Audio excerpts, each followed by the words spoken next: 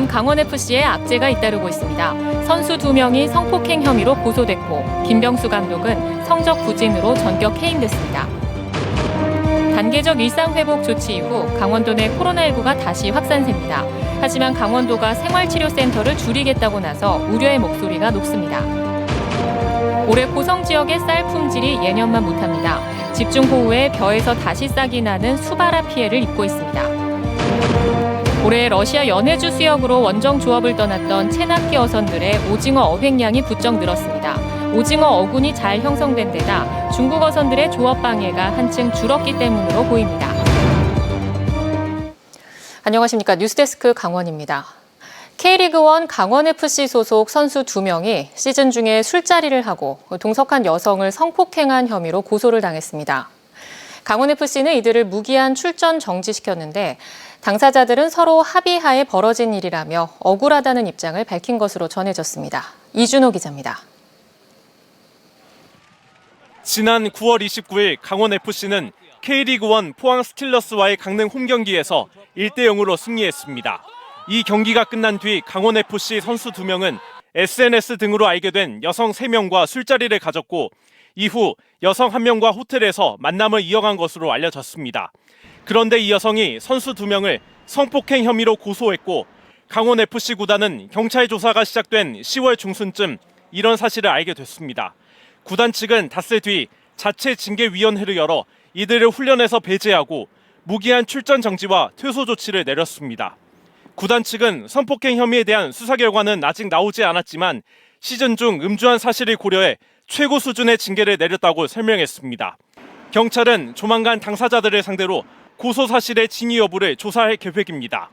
안 돼가지고 저한테 있기 때문에 여러 방면 조사가 되고 있는데 지금 설명해 주신 게 하나도 없어요.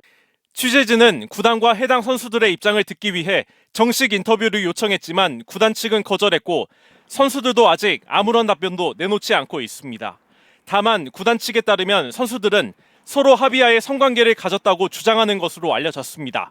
MBC 뉴스 이준호입니다. 강원FC가 성적 부진을 이유로 김병수 감독을 해임시켰습니다. 2018년 8월부터 강원FC를 이끌었던 김병수 감독은 어제 포항전 0대4 대패를 비롯해 이번 시즌 9승 11무 15패의 저조한 성적을 거둬 팀을 2부 강등권인 리그 11위에 머물게 한 책임을 지게 됐습니다. 강원FC는 박효진 수석 코치를 감독 대행으로 선임하고 인천과 서울, 성남전 등 남은 3경기를 치르기로 했습니다. 강원도 내 코로나19 신규 확진자가 오후 6시 기준 21명 발생하면서 17일째 두 자릿수가 이어지고 있습니다. 시군별로는 춘천 6명, 홍천 4명, 고성 3명, 원주, 철원, 양구 각각 2명, 속초와 평창에서 각각 1명씩 확진됐습니다. 특히 고성 아야진 지역 경로당에서 돌파 감염이 발생해 관련 주민 320명을 전수조사한 결과 어제와 오늘 모두 14명이 확진됐고 보건당국은 확진자 동선 파악 등 역학조사를 진행하고 있습니다. 강원도 내 누적 확진자 수는 7,330명으로 늘었습니다. 강원도가 생활치료센터를 단계적으로 지정 해지하기로 해 우려의 목소리가 제기되고 있습니다. 강원도는 현재 3곳에 300병상의 생활치료센터를 운영하고 있는데 단계적 일상회복 조치에 따라 해당 수련원이 원래 기능을 수행하도록 12월 말까지만 유지할 계획입니다. 대신 100병상 규모의 예비시설을 추가로 확보할 계획입니다. 이에 대해 단계적 일상회복에 따른 환자 급증이 예상되는데 발생 확진자의 30%를 수용하는 생활치료센터를 너무 서둘러 폐쇄하는 것 아니냐는 우려가 나오고 있습니다. 해마다 10월이면 중만생종 벼수확이 이뤄집니다. 그런데 고성에는 올해 10월 초 내린 많은 비로 벼가 수확되기 전에 싹이 트는 수바라 현상이 생겨 농가 피해가 확산되고 있습니다. 김인성 기자입니다. 이른 아침부터 쌀 수매가 진행되고 있습니다. 농민들이 수확한 쌀을 가져오면 시료를 채취해 등급을 매기는데 최근 특등이나 1, 2등급이 아닌 등급 외 판정을 받는 경우가 많아졌습니다. 벼가 수확하기 전에 싹이 터서 벼를 못 쓰게 만드는 수바라 현상 때문입니다. 수바라 현상이 생긴 벼는 겉으로는 알아차리기 어렵고 결을 깐 이후에나 확인할 수 있습니다. 수바라 현상이 일어난 벼는 쌀에 싹이 트고 색이 누렇게 변색돼 있습니다. 따라서 벼 상태에서는 판단하기 어렵고 주로 수매 과정에서 알게 돼 농민들은 애써 재배한 쌀을 팔지 못하게 되는 겁니다. 이 코로나 대비 다 너나 없이 힘들게 1년을 또 겪었는데 이거까지 또 겪으려니까 사실 농민으로서는 아픈 마음이 아주 끝이 없습니다. 고성군의 올해 10월 강수량은 214mm, 역대 세 번째로 많은 양입니다.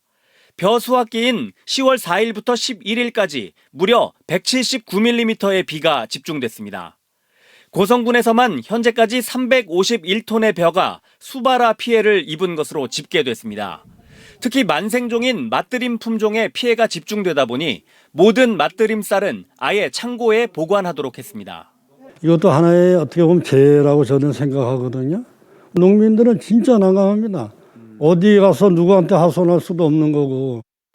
상황이 심각해지자 한명준 군수가 지난 주말 농림축산식품부를 방문해 등급 외 품목의 특별 소매를 요청하기도 했습니다. 농림축산식품부를 찾아가서 이 부분을 좀 해소해달라 이렇게 좀 제안을 했었습니다. 정부에서 아마 예산을 따로 배정해서 그 부분을 등의 품으로 수매를 받아줘야지만 가능할 것이라고 보여집니다. 1년간 애써 지은 농사가 때 아닌 집중호우로 생긴 수발화 현상으로 피해를 입고 있어 농민들의 마음이 타들어가고 있습니다. MBC 뉴스 김인성입니다. 매년 7월부터 9월까지 대형 체납기 어선들이 오징어를 잡기 위해 러시아 수역으로 원정 조업을 나섭니다. 최근 몇 년간 기름값도 건지지 못할 만큼 어획 실적이 저조해 어민들의 실망이 컸는데요. 올해는 어획량이 늘었습니다. 이용 기자가 보도합니다. 올해 러시아 연해주 수역으로 원정 조업을 떠났던 체납기 어선들의 어획량이 모처럼 크게 늘었습니다. 도내 22척을 포함해 전국 체납기 어선 55척이 7월 중순부터 9월 말까지 러시아 어장으로 들어가 잡은 오징어는 2,300여 톤, 2019년 424톤, 지난해 516톤에 불과했던 어획량과 비교하면 4-5배 수준으로 월등히 좋아진 겁니다. 지난 2년간 7에서 10%를 보였던 어획 할당량 소진율도 올해는 57%로 개선됐습니다. 러시아 수역의 적정 수온이 유지되면서 오징어 어군이 잘 형성됐고 코로나19 백신 접종이 완료되면서 2주간 해상에서 대기해야 하는 불편함이 해소됐기 때문입니다. 중국 어선과 북한 어선의 조업 방해가 줄어든 것도 조업 실적이 좋아진 이유입니다. 그동안 동해 북한 수역에서 조업하던 중국 어선들이 러시아 수역으로 넘어와 우리 어선들이 모아놓은 오징어를 쓸어가는 일이 빈번했는데 올해는 찾아볼 수 없었습니다. 매년 2,000척 안팎의 중국 어선이 북한 수역으로 들어갔지만 올해는 코로나19 여파로 입어 규모가 500여 척으로 급감했기 때문입니다. 이로 인해 대형 중국 어선들에게 자신들의 어장을 내주면서 러시아 수역으로 밀려나 불법 조업을 일삼던 북한의 소형 어선들도 자취를 감췄습니다. 예년과 달리 러시아 수역에 출몰하던 중국 어선과 북한 어선들이 보이지 않으면서 원활한 조업이 가능했던 것으로 보입니다. 금년에는 어찌된 일인지 북한에서를 코로나 때문에 전면 저거를 끊었는지 북한 소형 선박들이 조업을 안 했어. 항해하기도 힘들었다니까. 어민들은 코로나19 상황이 나아진 이후에도 러시아 당국이 단속을 강화해 중국 어선과 북한 어선의 불법 조업 방해 행위가 근절되길 바라고 있습니다. MBC 뉴스 이용입니다. 운전을 하다 교통사고 현장을 보면 나도 모르게 속도를 늦추고 구경을 하기 쉽습니다. 이 과정에서 발생하는 정체나 2차 사고를 막기 위해 아예 사고 현장을 가리는 시범 사업이 도입됐는데요. 눈에 보이지 않게 만들어 불필요한 관심을 차단하겠다는 건데 얼마나 효과가 있을지는 의문입니다. 조성식 기자입니다. 비 오는 날 고속도로에 대형 화물차가 사고로 멈춰서 있습니다. 출동한 소방대원이 차로를 통제하고 안전한 통행을 유도합니다. 사고 지점을 지나는 차량들이 속도를 줄이면서 금세 정체가 발생하는데 전혀 사고와 관련이 없는 반대편 차로에서도 비슷한 정체가 빚어집니다. 급제동을 하고 비상등까지 켜며 차들이 제속도를 내지 못하고 있습니다. 사고 장면을 보기 위해 천천히 운전하는 교통사고 현장 구경, 일명 러버네킹 현상입니다. 교통 흐름을 방해할 뿐만 아니라 운전자가 전방주시를 소홀히 해 또 다른 사고를 야기할 수 있는 상황. 운전자들이 사고 현장을 구경하는 것을 막기 위해 이 같은 이동식 가림막을 이용하는 방안이 처음으로 시범 운영에 들어갔습니다.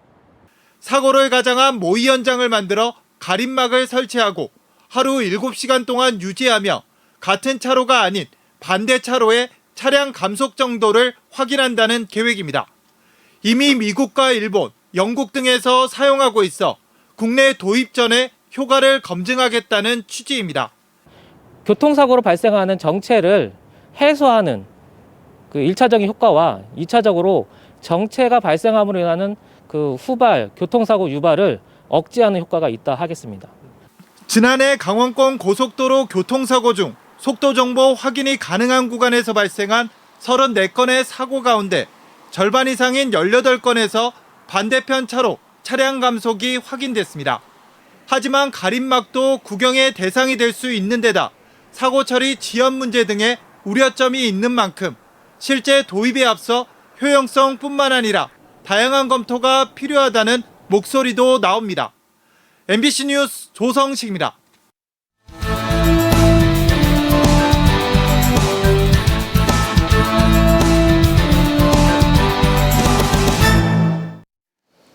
설비 대금을 받으러 갔다가 채무자를 살해하고 하천변에 묻은 50대 남성 A씨에게 징역 25년형이 선고됐습니다.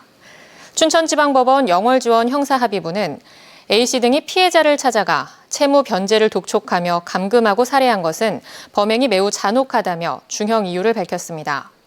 또 이후 범행이 발각될 것을 우려해 살해 현장으로 돌아와 시체를 땅에 묻는 치밀함을 선보였다며 감금 및 납치, 폭행, 살인, 사체 은닉 등의 기소 내용을 모두 유죄로 인정했습니다.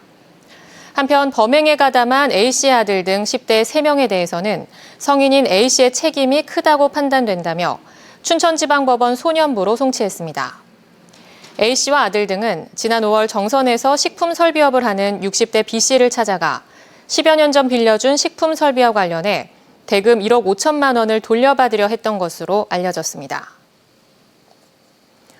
코로나19 확진자가 아니면서도 확진자 행세를 하며 주변을 위협하거나 재택치료를 받던 확진자가 무단 이탈하는 일이 발생했습니다.